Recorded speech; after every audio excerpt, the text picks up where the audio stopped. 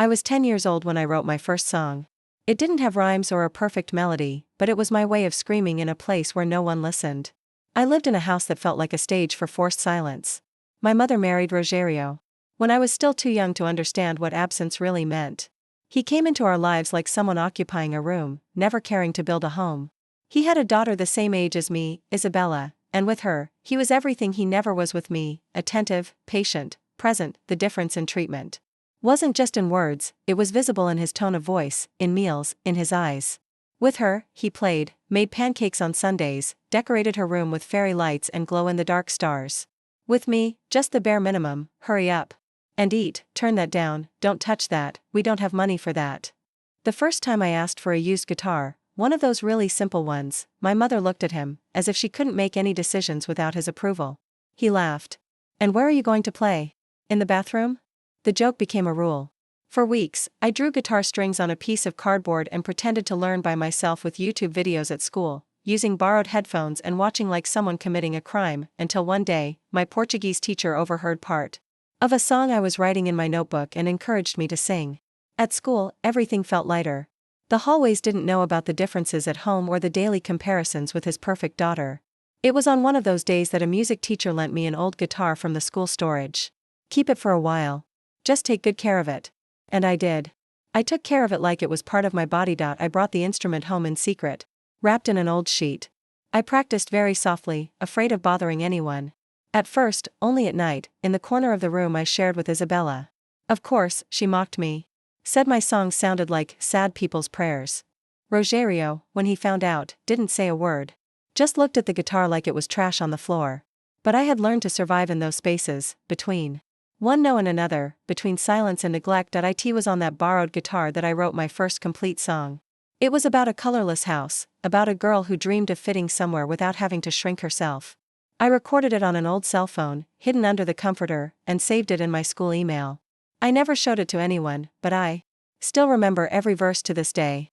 Because it was there, on that stifling July night, that I realized, if I couldn't be heard inside my own house, then one day, I would make the whole world listen to me. It was a Tuesday, I remember, because that was the day the school cafeteria served rice with lentils, and it was the only meal I actually looked forward to. I came home carrying the guitar case with both hands, even though the case itself was falling apart and the zipper didn't close all the way. That guitar was still on loan from my music teacher, and I treated it like something sacred. It had scratches, a chipped fret, and it would go out of tune if I breathed too hard, but it was mine in the way nothing else in that house was. That afternoon, I placed it gently in the corner of the bedroom I still shared with Isabella. She had taken over most of the space. Her side had LED lights, posters, a plush rug, makeup scattered over a vanity Rogerio bought her for her birthday. My side had an old fan and a cracked mirror I'd found in the trash. Still, I was happy. I had written a new verse that day, and I was dying to try it out. But when I got back from the kitchen with a glass of water, the guitar wasn't there. At first, I thought Isabella had taken it to mess with me. She used to hide my notebooks just to watch me panic. But when I asked, she didn't even bother to lie. She rolled her eyes and said, "Dad took it. Said you didn't need it anymore." I didn't understand. I ran to the living room, where he was watching TV, like always. "Where's my guitar?" I asked, heart racing, voice already cracking. He didn't even look away from the screen. "Sold it," he said casually, like he'd just thrown out the trash. We needed to buy something real. A present for Isa's recital. I stood there frozen, trying to process it. Isa's recital. She took dance classes twice a week. He'd bought her custom shoes, a glittering outfit, and now apparently a new camcorder to record her performance. He sold my guitar, the only thing I had, for a performance I wasn't even invited to. My mother was in the kitchen. I turned to her, desperate, but she didn't meet my eyes. "Your teacher said it was borrowed anyway, right?" she muttered, as if that made it okay. "We'll give it back some other time." I couldn't breathe. My chest was tight, and for the first time, I felt like something had been ripped out of me. Not just the guitar, but the right to have anything that was mine. I didn't cry. Not then. I went back to the bedroom, sat on the cold tile floor, and stared at the empty corner like it was a grave. That night, I wrote a song in my head. I didn't have an instrument, didn't even have paper. I whispered the words over and over so I wouldn't forget them. It started with, "They took the sound, but not the voice." I didn't know it then, but that line would be the chorus of the song that would change my life. But back then, I was just a girl sitting in silence. Again. After that day, I stopped singing at home. Not out of choice, but because it no longer felt safe. My voice had become a threat, a reminder that I wanted something more than what they offered me, and that was enough to make them want to silence it. The silence in that house had never been peaceful, but now it was sharpened, heavy, almost strategic. I learned quickly that noise made me visible, and being visible meant becoming a target. So I disappeared, slowly. I started staying longer. At school after classes ended. I'd pretend to study in the library, but in truth, I would go to the back hallway near the janitor's room where the acoustics were soft and no one ever walked by. That's where I began to sing again, quietly at first, barely above a whisper. Like I was asking the walls for permission. I sang into empty stairwells, into forgotten classrooms, into the echo of spaces no one cared about. My music teacher noticed the change. He asked about the guitar. I lied, said I returned it. He looked at me for a moment, that kind of long, sad look teachers give when they know the truth but can't say it. The next week, he left a set of printed vocal warm-ups in my locker with a note, "You still have your voice." That note stayed folded in my backpack for years. I began to write in secret. Lyrics filled the margins of every notebook I owned. I wrote during lunch, during math, even during the walk home when I passed houses that weren't mine. Houses with music playing, with windows open, with laughter. I didn't resent them. I just wondered what it would be like to live where your voice was allowed to exist. At night, I sang into a pillow. That way, if I cried, no one could tell. Isabella mocked me once for humming in my sleep, so I trained myself to be silent. But in my head, I built whole symphonies. I sang with orchestras no one else could hear, wrote choruses that no one would ever read. Music became my invisible armor. The only thing I owned that they couldn't steal, couldn't touch, couldn't understand, and then came the church. Not because I believed in anything, I was too broken at that point for faith. But I learned that every Saturday morning, they left the chapel open for prayer. It was always empty. Just pews and dust and light filtering through stained glass. I started going there, sitting in the back, pretending to pray. But really, I just sang. Hymns, old soul songs I remembered from radio static, anything I could pieced together from memory. That place saved me. No one asked me to explain who I was. No one told me to stop. In that space, my voice echoed back at me and made me feel like I wasn't imagining it. That I really existed. That maybe, just maybe, I had something worth fighting for. I never got the guitar back. Rogerio never apologized. My mother never brought it up again. But something had changed in me. I had found places to sing where no one could hear me. And in doing that, I discovered the one person who truly needed to, myself, and that voice, quiet and hidden, would one day shake the world. I was 17 when I left. Not in the way kids leave for college or new jobs. I left because staying any longer felt like slowly dying with my eyes open. The house hadn't changed. Rogerio still barely acknowledged me. Isabella was now the golden daughter finishing high school with parties and gifts. My mother had settled into the kind of silence that meant she wasn't going to choose me. Not now. Not ever. The last straw wasn't a slap or a fight. It was breakfast. I came downstairs that morning with a printed flyer in my hand, an open mic competition 2 cities over. First prize was studio time. Just a weekend, one chance.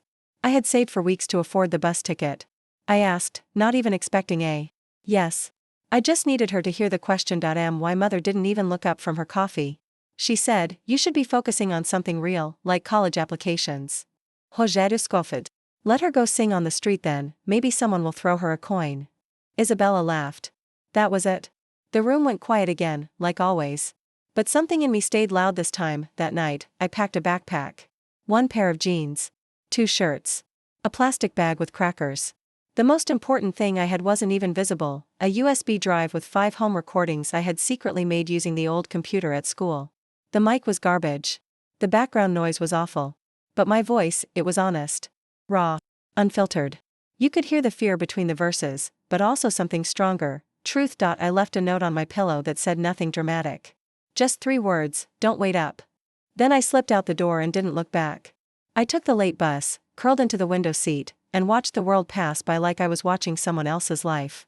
The city I arrived in was colder, bigger, less forgiving. I didn't know anyone. I didn't know where I'd sleep. But I had music in my bag, and that felt more real than anything I'd ever had at home. The first night I slept in a 24-hour internet cafe.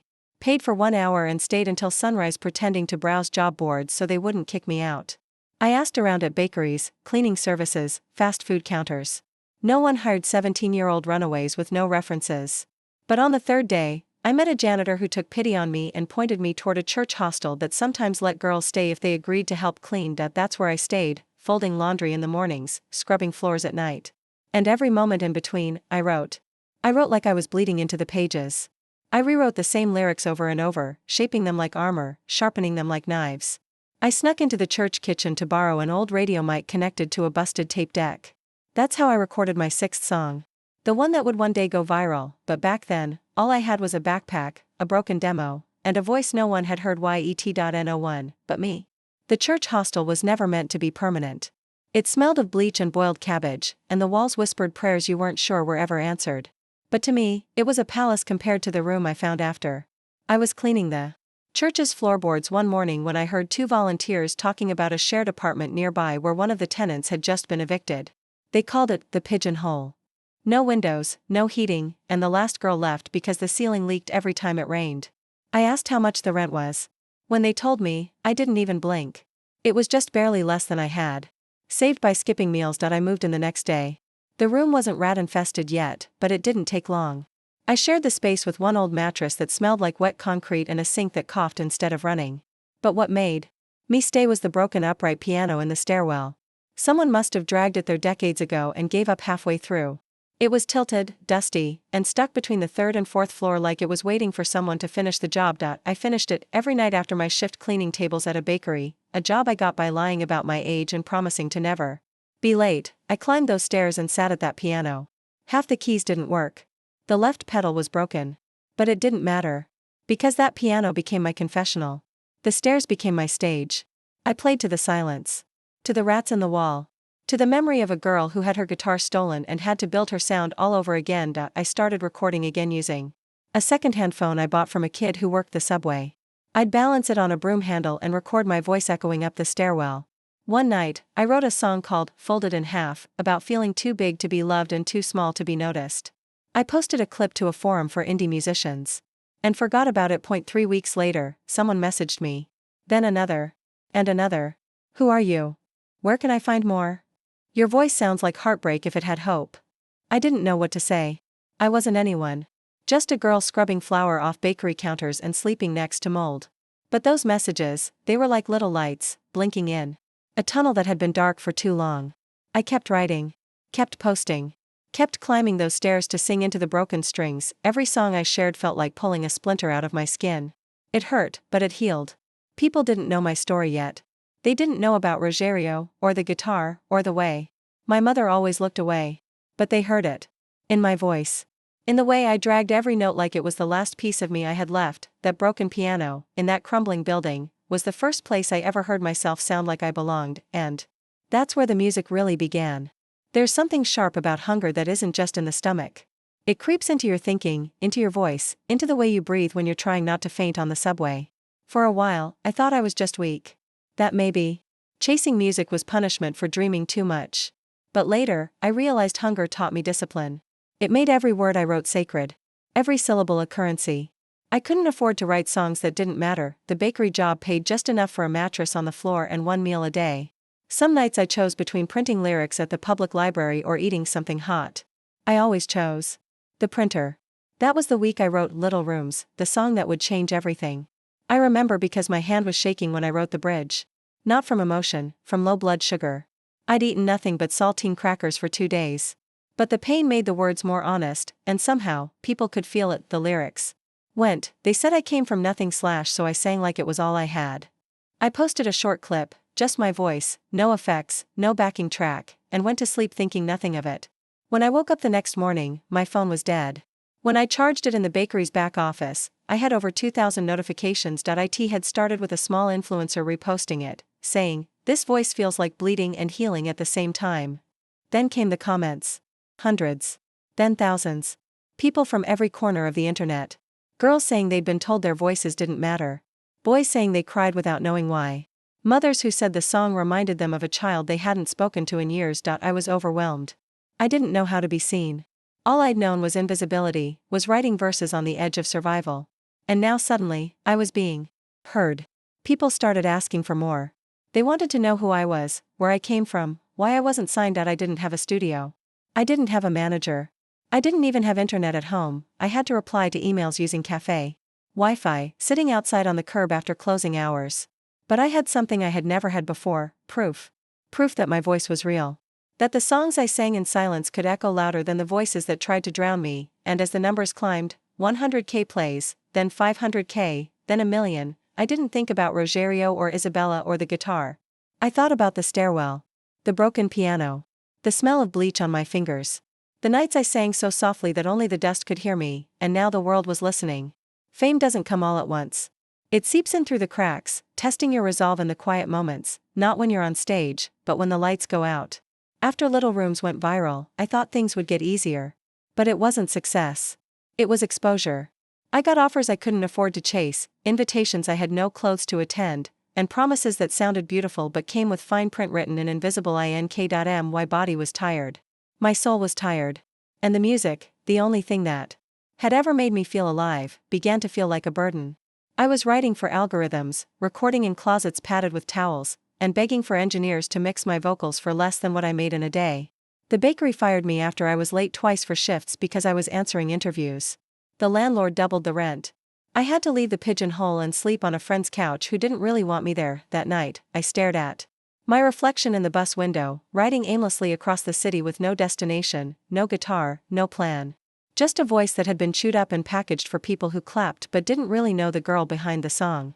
I opened my phone to distract myself, expecting more noise, more comments, more meaningless metrics. Instead, I saw her. Named Mom. I froze. It had been years. Not even on birthdays. Not when I left. Not when the first song blew up. Nothing. The message was short: saw you on TV. I guess you did it after all. I read it 10 times. Not because I didn't understand. But because I couldn't believe she had the audacity to act like I had been chasing a dream, like it hadn't been survival. Like she hadn't watched it die in me and walked away. That I didn't cry. I wanted to. But I didn't have any tears left that night. What I did have was a choice. I could let that message define me again, fall back into the pattern of chasing her approval like I used to chase her gaze at the dinner table. Or I could respond the way I had always wanted to, not with words, but with silence. I left it on read. But something deeper happened. That message, cold and small and too late, reminded me who I was singing for, and who I wasn't. I didn't make music for them. Not anymore. I didn't write to prove anything to Rogerio. I didn't post hoping Isabella would see. And I certainly didn't go hungry, cold, and invisible for the sake of someone who only showed up when the cameras did. I made music for the girl who sang in stairwells. For the girl who whispered into pillows. For the girl who was told she wasn't family because she wasn't real. And for every kid like her, scrolling late at night, trying to find a voice that sounds like survival. That night, I went home and rewrote an old song I thought I'd never finish. I called it First and Last. Because she was the first to tell me I'd never make it, and the last person whose opinion would ever matter again. I didn't think I belonged in that room. Not with the dresses that shimmered like diamonds or the speeches written days in advance. I had borrowed my outfit from a stylist who was betting on my raw image, her words, not mine. The heels hurt. The lights were hot. And my name wasn't even listed among the favorites. I was there because my latest song had quietly broken streaming records in categories no one expected me to touch.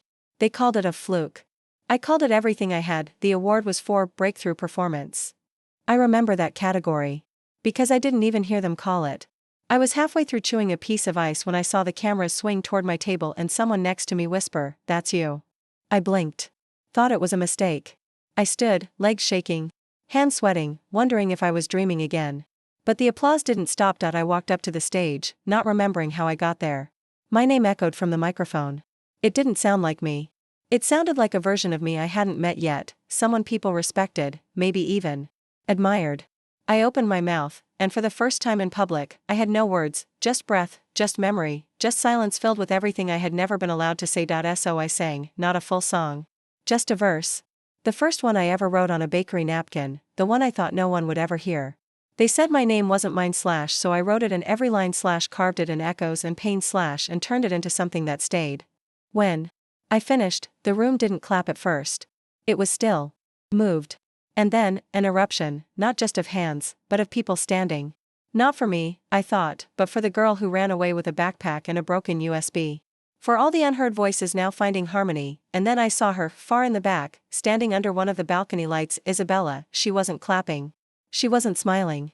She was just staring, mouth slightly open, like she had seen a ghost. Or maybe, the girl she used to mock, now reborn in front of the world. I froze for half a second. Not because of fear, that was gone. I froze because I didn't expect her to be there. She hadn't messaged me. Hadn't liked a single post. And yet, there she was. Front row to my transformation. I nodded. Not out of kindness. Not out of spite. But as a quiet thank you. Because without her silence, without Rogerio's theft, without my mother's dismissal, I wouldn't have written a single line. When I stepped off that stage, I didn't carry an award. I carried freedom, and it weighed less than anything I'd ever known. I had avoided that town for years. Not out of fear, that was something I had long since burned away, but because I never wanted to be small again. That's what it did to me. The streets looked narrow even now, the buildings shorter, the skies more gray. It wasn't a place. It was a feeling. A weight pressed into the bones. But this time, I wasn't arriving with nothing. I had been invited back by the local arts council. They were doing a celebration of local talent, and I was listed as our proudest voice. The irony wasn't lost on me. I hadn't been proud of that town in years. And they hadn't been proud of me when I needed it most. But something inside told me to go. Maybe to close a chapter. Maybe to show the girl I used to be that she made it out. The auditorium hadn't changed much. Same scratchy red curtains, same crooked stage lights. But this time, I stood in front of a full house. Some familiar faces in the crowd, some strangers. A teacher who once told me music was a phase. A neighbor who called me the extra girl. And somewhere near the middle rows, Rogerio. His beard was grayer now. He didn't clap. Just watched. I didn't address him. Didn't need to. My set list told the story better than I ever could. I sang Folded in Half, Little Rooms, and First and Last. Songs born from pain now echoing in the walls that once swallowed my voice. After the show, people approached me. Hugs, photos, apologies disguised as compliments. I smiled. Politely. Detached. Until one woman, older, soft-spoken, unfamiliar, handed me a letter. Folded neatly, my name written in careful cursive. No return address. No sender. I opened it in the parking lot, the stage lights still reflecting off my car window.